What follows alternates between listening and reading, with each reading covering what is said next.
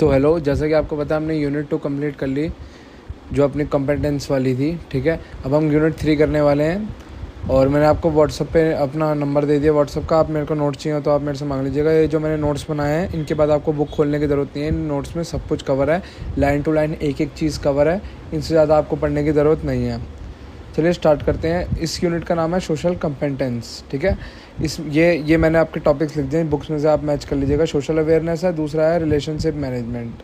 ठीक है, social awareness in emotional intelligent refer to the ability to understand and recognise the emotions of others. दूसरों के emotions हम कितनी अच्छी तरह समझते हैं, सोशल अवेयरनेस उसको बोलते हैं। As well as the aware of the dynamics in the social situation. पिछले यूनिट में हमने पढ़ा था कि अपने उसको मैनेज कैसे करेंगे, स्ट्रेस वगैरह को।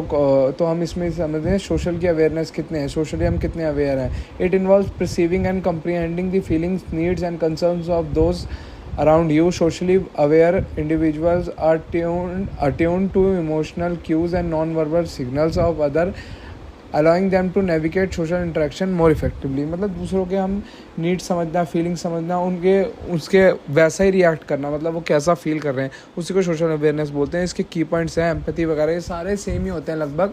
ये जो हमने पिछले यूनिट्स में पढ़े, एम्पैथी मैंने आपको पढ़ाया था जैसे कोई चीज़ हमारे साथ हो गई है। जैसे मैं ये चीज़ पढ़ चुका हूँ, ये जो नोट्स वगैरह हैं मैंने अपने पहले जब एग्जाम्स दिए तो मैं ये सारी चीज़ें पढ़ चुका हूँ। अब मैं आपको पढ़ा रहा हूँ तो आप मेरे से रिलेट कर पा रहे हो, यही एम्पैथी है। जैसे कोई इस चीज़ से दोबारा गुजर रहा है तो हम उसको एम्पैथी बोलेंगे। The capacity to genuinely understand and share the feelings of other. देखा, मैंने बताया ना, empathetic individual can grasp different perspective, respond with compassion.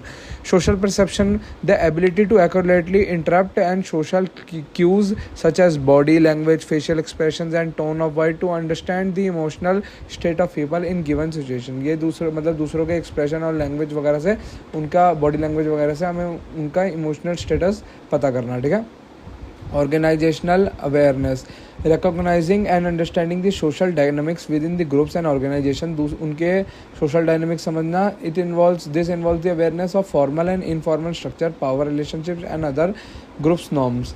Service orientation, a mindset that involves anticipating, recognition and meeting the needs of other. Individual high in service orientation are inclined to contribute to well-being of other. जो service orientation में होते हैं, जैसे दूसरों की needs समझना और meeting the needs of other, जैसे जो दूसरों के लिए काम करते हैं वो सर्विस ओरिएंटेशन के अंदर आते हैं। Cultural awareness, being sensitive to and respectful of cultural differences. मतलब दूसरों के कल्चरल, जैसे आप अलग कास्ट के हो, मैं अलग कास्ट का हूँ, तो अगर सबकी उसको समझना, बिल्कुल अपने माइंड में पहले से वो नहीं बनाना यार ये लोग तो ऐसे ही होते हैं, तो कल्चरल अवेयरनेस बोलते हैं, सबको इक्वल समझना। ठीक है, other perspective, empathy and compassion. Empathy मैं फिर से समझाऊंगा। अदर पर्सपेक्टिव क्या होते हैं? बी ओपन माइंडेड होना चाहिए, मिथ्स को सारे भूल जाओ। कल्टिवेट क्यूरियोसिटी, मतलब जैसे कोई दूसरी कास्ट का तो उससे पूछो यार तू ऐसा कैसे है, मतलब तेरे में क्या डिफरेंसेस है हमारे से। एम्पैथी मैंने आपको बताया दूसरी चीज़ों से रिलेट करना, ये दोनों में आपका डिफरेंस आ सकता है, एम्पैथी और कंपैशन, इसलिए मैंने दोनों लिख दिए हैं। यही बुक में इंपॉर्टेंट था मेरे ख्याल इस चैप्टर में। सिर्फ एम्पैथी अपना मैंने आपको बताया, जैसे बिल्कुल रिलेट करें, जैसे आपको चोट लगी और ये सेम जगह पे मेरे को चोट लग चुकी है पहले, तो मैं एम्पैथी दे सकता हूँ, मतलब मैं आपको समझ सकता हूँ फीलिंग्स ऑफ अदर्स। मैंने ऊपर भी पढ़ा है। कंपैशन का मतलब होता है, जैसे समझ लो आपको चोट लग गई पर मेरे को चोट नहीं लगी, मैं आपकी सिचुएशन समझ सकता हूँ पर मैंने कभी वो फील नहीं करी, पर मैं उस चीज़ में आपकी हेल्प कर रहा हूँ, आपको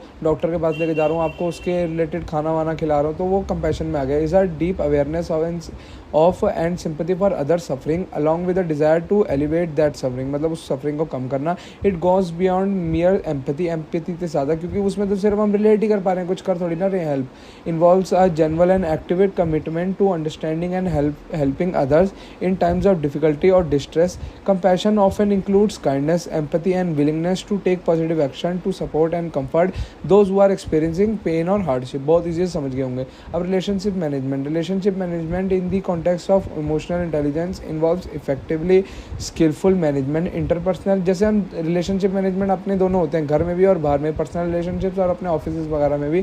जैसे आपको किसी के साथ नहीं बनती तो उस चीज़ को ख़त्म करना ताकि वो सबके लिए बेटर हो, हर चीज़ में बेटर हो वो। रिलेशनशिप मैनेजमेंट में ये सारे आपको याद रखना है। Fostering team work, managing change, मतलब चेंज में आते हुए डेवलपिंग करना, इन्फ्लुएंसिंग करना, बिल्डिंग कोलैबोरेटिव रिलेशनशिप। बस ये चैप्टर इतना ही था मेन। आप वो दोनों डिफरेंसेस याद कर लीजिएगा। अगर आपको नोट्स चाहिए तो आप मेरे को व्हाट्सअप कर दीजिएगा, बाकी पूरा चैप्टर ख़त्म है। और अगर कोई डाउट हो तो मेरे को कमेंट सेक्शन में याद से पूछ लेना। Thank you.